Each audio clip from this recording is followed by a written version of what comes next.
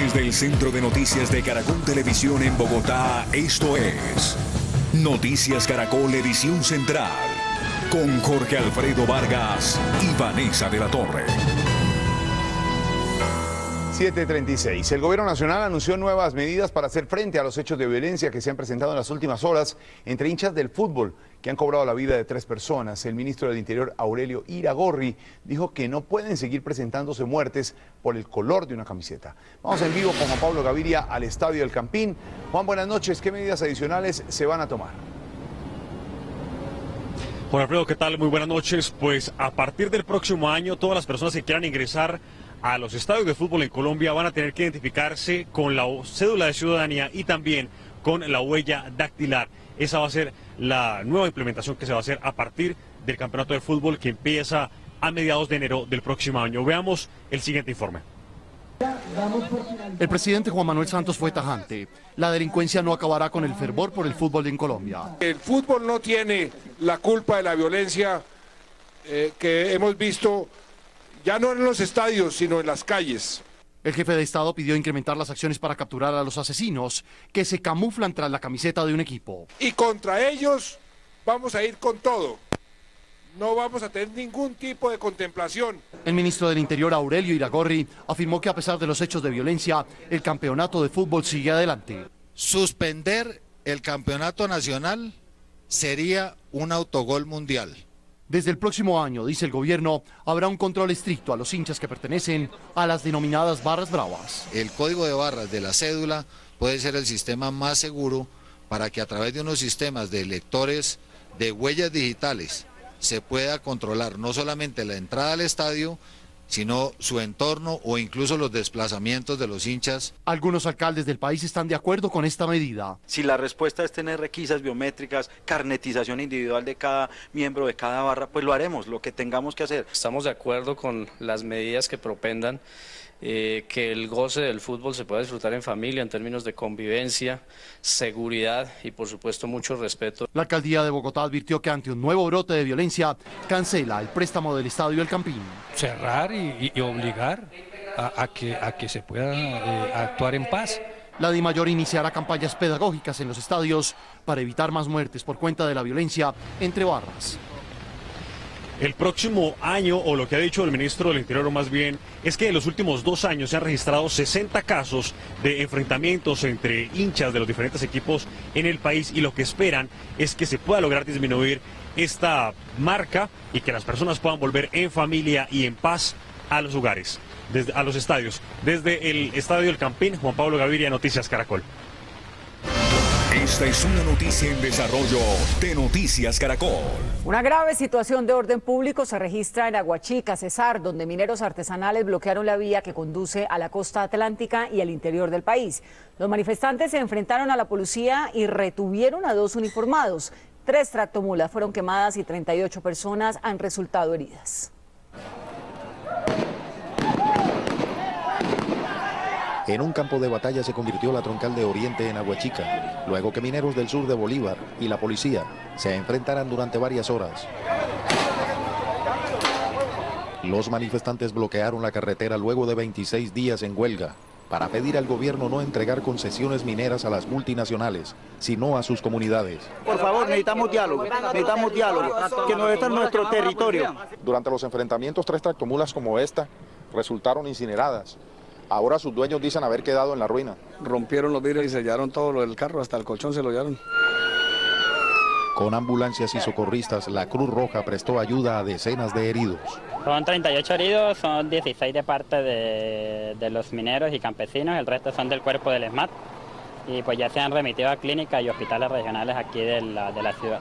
2 policías fueron retenidos por los manifestantes que exigen la presencia del gobierno nacional para levantar la protesta.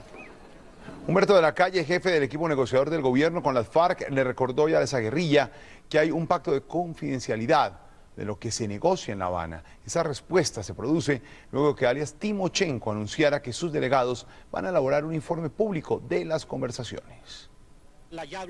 En la carta de alias Timochenko que provocó la respuesta del gobierno, el máximo cabecilla de la FARC afirma que la decisión se tomó para que se sepa la verdad de lo que pasa en la mesa de conversaciones. he decidido autorizar a nuestros voceros en La Habana la elaboración de un informe al pueblo colombiano. Pero para el jefe negociador del gobierno, Humberto de la Calle, este anuncio va en contravía de lo pactado entre las partes. Pero la circunstancia de este anuncio permite recordar a los colombianos que la confidencialidad fue pactada por ambas partes, de tal manera que para el gobierno la supuesta revelación de lo ocurrido en La Habana no constituye ni puede constituir ninguna amenaza. Ni una sola de las intervenciones del gobierno en La Habana se ha salido de los más estrictos lineamientos del Estado de Derecho. En su mensaje previo, alias Timochenko también se refiere a la negativa del gobierno a negociar puntos distintos a los acordados en la agenda. Pese a sus manifestaciones de encontrar una salida política, Santos, alucinado, confía en doblegarnos con gruñidos. Estamos muy viejos para eso. La clave está en consensuar, en cambiar para bien esa actitud arrogante y mezquina. Lo que realmente molesta a las FARC es que el gobierno sigue fiel a la agenda de conversaciones y no se desviará en ningún momento de esa agenda.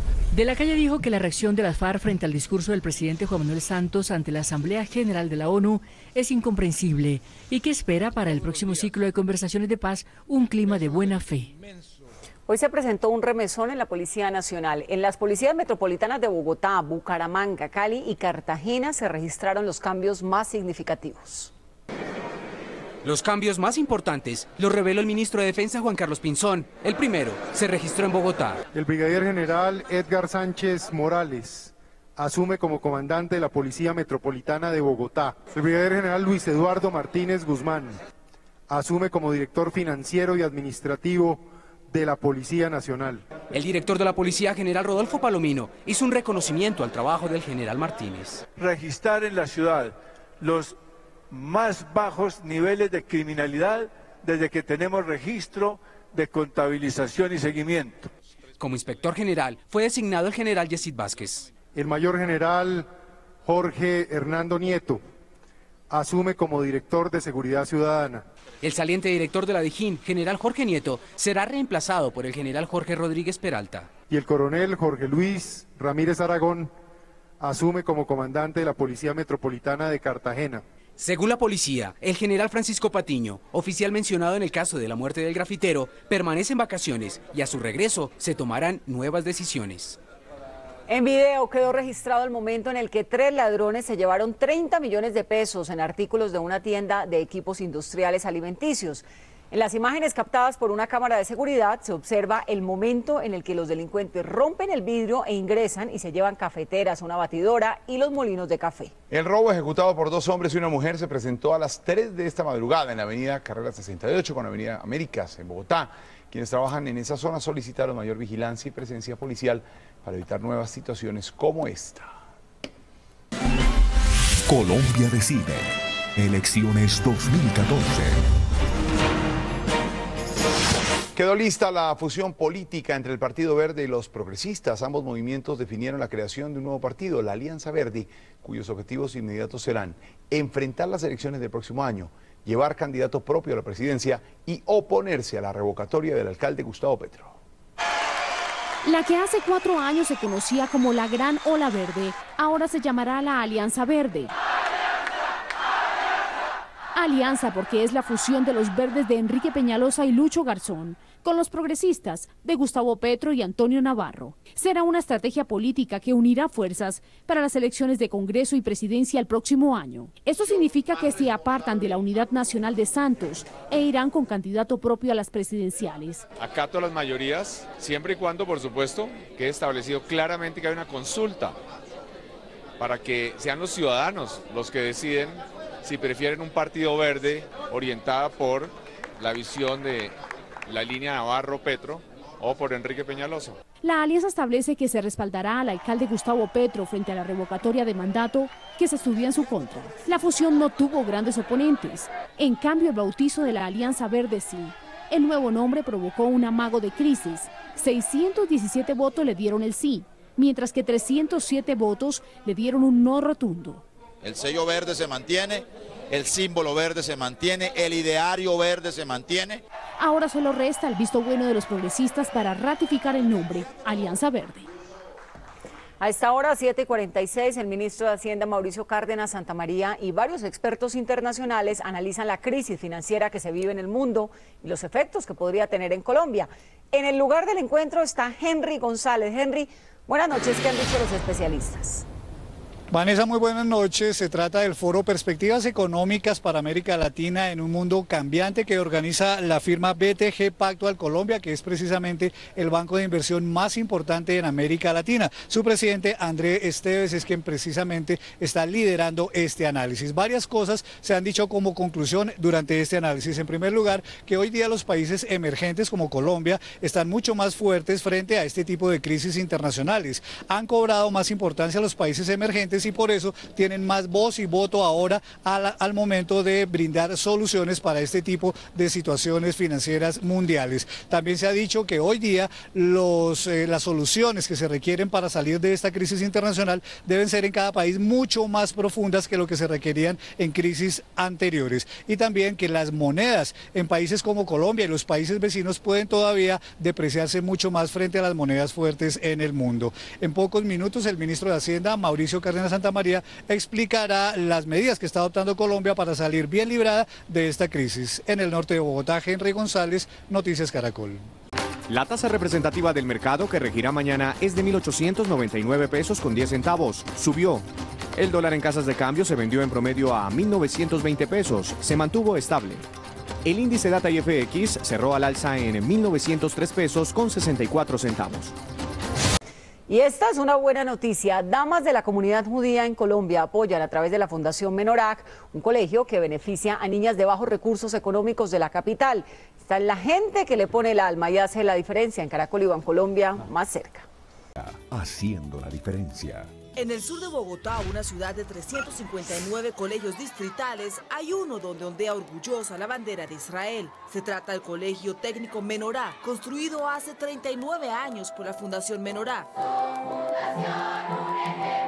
Construyeron la planta física del colegio y disponemos de unas buenas instalaciones. La fundación se encarga de la educación, la alimentación, los útiles, el transporte y de otros aspectos de niñas pertenecientes a familias de estratos 1 y 2. Han hecho las escuelas deportivas, podemos tener buena salud. Miembros de la comunidad judía como Elsie Mitrani de Grossman le ponen el alma al Colegio Menorá como una manera de agradecer a Colombia por la forma como acogió a sus antepasados. Los padres de nuestros padres llegaron a Colombia huyendo de todas estas persecuciones. Al llegar acá nos abrieron sus puertas. Más de 3.000 niñas se han graduado de este plantel, donde se fundan los valores milenarios de la religión judía, con el deseo de superación de las niñas que representan el futuro de Colombia. 7 años lleva la madre de Giovanni José Cortés, víctima de un presunto falso positivo en La Guajira, esperando que se haga justicia. Esta semana se realizó una nueva audiencia en un juzgado de Riohacha, pero el juez volvió a citar a las partes para diciembre, alargando aún más las angustiosas esperas de una madre que lucha porque se sepa la verdad. Noticias Caracol investiga. Que yo quiero que se haga justicia. Mi hijo era una persona noble, un muchacho de 22 años acabadito de cumplir, porque lo cumplió 16 de noviembre y el 23 de noviembre lo matan. Leonor Mindiola lleva 7 años exigiendo se haga justicia por la muerte de su hijo Giovanni José Cortés y su sobrino Carlos Arturo González, presuntamente asesinados por miembros del batallón Santa Bárbara de La Guajira. Su calvario comenzó en noviembre del año 2006, cuando Giovanni, voluntario de la Defensa Civil, y su primo fueron llevados por un conocido, José Armando Salamanca, hasta el corregimiento de Conejo. Se encontró con el señor José Armando Salamanca Gutiérrez, que lo convidó a buscar una moto que supuestamente le iban a dar a él para que él la fuera pagando cómodamente. Pero era una emboscada. Los civiles fueron presentados al día siguiente como guerrilleros muertos en combate. Yo inmediatamente me di cuenta que eso no había sido así, porque el hijo mío nunca había manejado armas, nunca había estado en ningún grupo armado. Él lo que hacía era prestar un servicio para salvar vidas. Mindiola presentó de inmediato una denuncia ante la Procuraduría en Bogotá. Un año más tarde, el caso fue reasignado a una fiscal de derechos humanos. La investigación es adelantada por el Juzgado de Instrucción Penal Militar y la reasignación se produce por resolución ordenada por el señor Fiscal General de la Nación. Fue así como en octubre del 2007 el caso fue reasignado a la fiscal 32 en Barranquilla. Bueno, la verdad es que no se toma en el 2007 porque una cosa es la asignación que hace el señor fiscal, otra es ubicar el expediente. Además se debió plantear un conflicto de competencia con el Juzgado de Instrucción Penal Militar, situación que se resolvió en marzo del 2009 y permitió la detención de Salamanca y 6 militares. Durante su juicio, Salamanca confesó que fue un secuestro e involucró a sargento Alfonso Castillo. Me comunicó eso, de que sí me lo mataba a él. El caso se encuentra en un juzgado de Riohacha desde noviembre del 2011, pero también aquí el proceso es lento, pues le han cambiado 3 veces de juez. Un juez de conocimiento fue trasladado, se nombró a otro funcionario, este también es trasladado y actualmente hay otro juez. A septiembre de 2013 aún no hay sentencia, como sucede en la mayoría de los casos de falsos positivos. Es un total, en primer lugar, de 1.669 casos que se investigan, que abarcan 2.896 víctimas aproximadamente, y también las 52 condenas en cabeza de oficiales del Ejército Nacional. El Estado, más que explicaciones sobre su no actuación, debe actuar. La mamá de Giovanni dice estar dispuesta a continuar viendo pasar el calendario sin rendirse en su lucha por limpiar el buen nombre de su hijo y porque se haga justicia. Terminamos las noticias a las 11:30 de la noche en Última Edición con Luis Carlos Vélez. Ya viene la voz. Le toca a uno correr a quitarse el maquillaje por lo de la llorada ahora en la voz, ¿no? Esto es Noticias Caracol, primero en noticias, no se lo pierdan.